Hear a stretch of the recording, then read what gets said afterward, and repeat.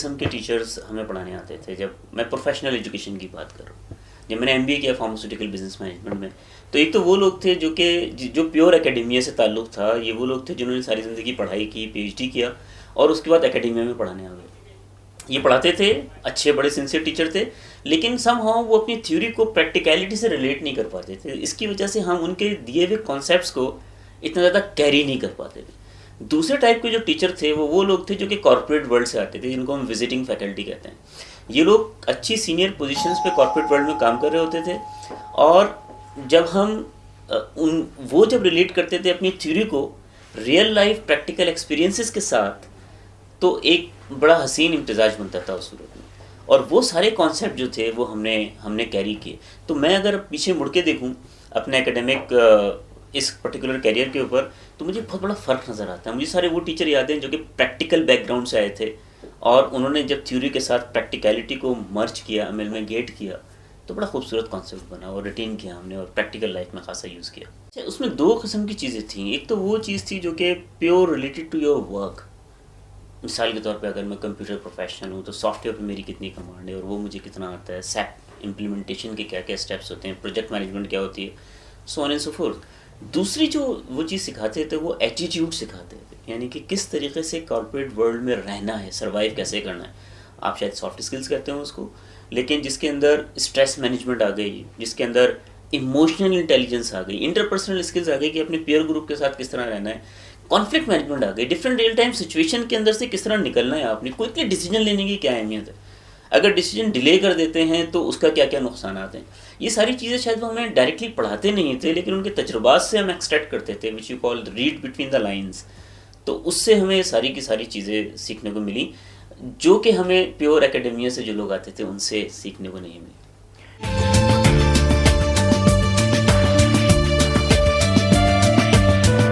I think it's a very good question, and what I believe is that beyond a certain level, your skills and capabilities have to do nothing with your success. उसके बाद पूरा आपका attitude आ जाता है, पूरा का पूरा आपका वो चीज़ आ जाती है जिसके बारे में आपने निशानदेही की कि अपने personal grooming and personal grooming की जब मैं बात करूँ तो interpersonal skills, emotional intelligence, stepping into the shoes of the other person and seeing things from his point of view. वो एक करेज के दूसरे की सुने, दूसरे की बात समझें और उसके ऊपर उतना ही वेट दें जितना वो देने की कोशिश कर रहा है, और फिर मामला को लेके आगे बढ़ें। फेल अगर हो रहे हैं डिफ़िकल्ट सिचुएशन के अंदर तो घबराएं ना, रिजिलियंस शो करें, ये एटीट्यूड बहुत ज़रूरी है। This is the part of the personal grooming. गुफ्तगू कैसे करनी है यार, कितनी इफेक्टिव कम्युनिकेशन कर सकते हैं आप। Communication is about the passing on the message across the board, तो वो कितने अच्छे तरीके से आप पास ऑन कर सकते हैं, ये बहुत अहमियत रखता है। एंड जैसा मैं कहता हूँ और मैं अभी भी कह रहा हूँ कि I am very very sold कि आपकी सलाहियत और स्किल्स आपको एक सर्टन लेवल तक ले जाएगा, बट लेकिन जब आप सीनियर मैनेजमेंट की पोजीशन पे जाएंगे तो वो सारी की सारी चीज़ें शायद सेकेंडरी हो जाएं, और आपकी पर्सनल ग्रूमिंग, आपका एटीट्यूड, आपका बात करने का अंदाज़, बात सुनने का अंदाज़, लिसनिंग कैसी है, स्ट्रेस को कैसे मैनेज करते हैं, कॉन्फ्लिक्ट बहुत आपके अराउंड होते हैं उनको कैसे मैनेज करते हैं, so on and so forth. These things basically play the pivotal role in your success beyond a certain level.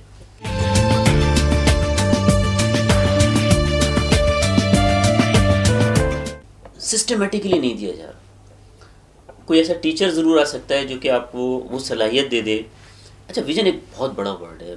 जब मेरे जहन में विजनरी लीडरशिप आती है तो बहुत बड़े बड़े नाम आते हैं, लेकिन चले हम कॉर्पोरेट वर्ल्ड की अगर हम बात करें तो विजन से मुराद डेफिनेटली ये है कि बंदा ये फोर्सी कर सके कि व्हाट्स कमिंग नेक्स्ट, राइट। अगले साल क्या होगा, 5 साल बाद क्या होगा, 10 साल बाद सिनेरियो किस तरह चेंज हो रहा है। जिस तरह आज दुनिया चेंज हो चुकी है, प्री गूगल ईरा और पोस्ट गूगल ईरा के अंदर ज़मीन आसमान का फ़र्क पड़ गया।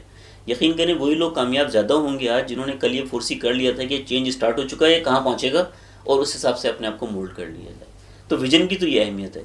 एकेडेमिया के अंदर यकीनन कोई सिस्टमेटिक प्रोसेस नहीं है कि आपको वो होलिस्टिक व्यू दिया जाए। जो मैं अपने लोगों से सीखा, ये मैंने अपने सीनियर से सीखा, उन सीनियर से जिनके पास ये सलाहियत थी एटीट्यूड की कि आपने चीज़ों को ऊपर उठकर किस तरह देखना है। अगर आप जंगल में हैं और आपने पानी को तलाश कर रहे हैं तो आपके चारों तरफ आपके सिर्फ दरख्त नज़र आ रहे हैं और आपको नहीं पता है कि मुझे किस डायरेक्शन में जाना है।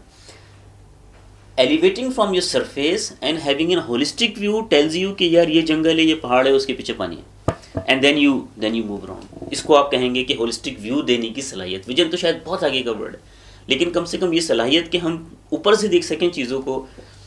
आई एम सॉरी एकेडमिया आपको सिस्टमेटिकली नहीं दे रहा। हाँ, कुछ टीचर्स ऐसे आ जाते हैं लकीली, आपके बॉसेस कुछ ऐसे होते हैं, कुछ ऐसे लोग आपकी ज़िंदगी में आ जाते हैं जो आपकी आहिस्ता आहिस्ता ये सलाहियत बिल्ड करते हैं कि अपनी चीज़ों को होलिस्टिकली, बर्ड आई व्यू जिसे आप कहते हैं, ऊपर से किस तरह देखते हैं ताकि आपको दूर की चीज़ भी नज़र आ जाए।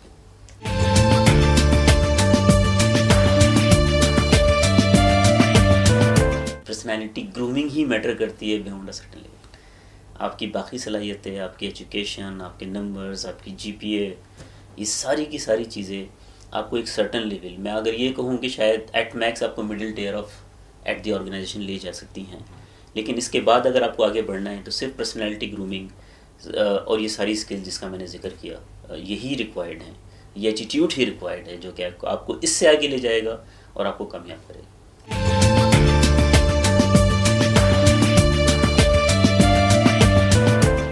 आई थिंक हमें एक सिस्टमेटिक प्रोसेस बनाना होगा, इस तरह के कोर्सेज डिज़ाइन करने होंगे, इस तरह के इंस्टीट्यूट खोलने होंगे जो कि लोगों को सिर्फ प्योरली पर्सनैलिटी ग्रूमिंग के ऊपर ट्रेन करे और क्या कहते हैं स्किल्स को डेवलप करे।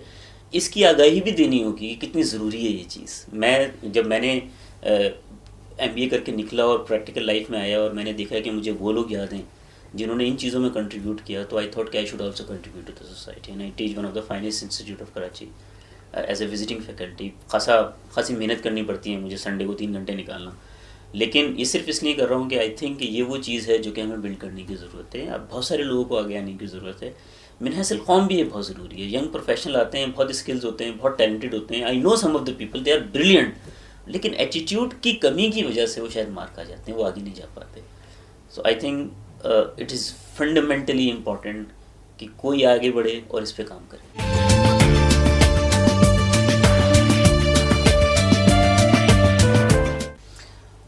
Emotional intelligence, which is about understanding your emotion at the first place, controlling them, and empathy, दूसरे के इमोशन को समझने की सलाहियत, कम्युनिकेशन स्किल्स, अपने पॉइंट ऑफ व्यू के जो कुछ भी है उसको कैसे अक्रॉस द बोर्ड अपने भेजना, लिसनिंग कम्प्रीहेंशन, सुनना हम लोग बहुत कम कर दिया हमने, हम सीख ही नहीं सकते जब तक हम सुन ना सकें।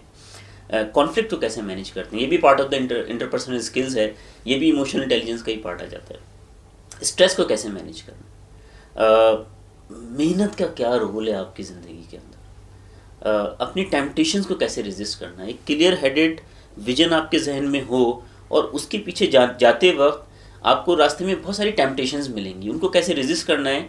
अगर उनको रेजिस्ट नहीं किया तो भटक जाएंगे, टाइम ज़ाया हो जाएगा। It's not about the reaching to the finish line, it is how quickly you reach there. तो वो देर हो जाएगी आपको, अगर देर होगा तो मुकाबले से हार जाएंगे। तो ये सारी चीज़ें हैं मैं समझता हूँ कि जो कि शायद बिजनेस स्कूल नहीं सिखा रहे, लेकिन सिखाने की ज़रूरत है।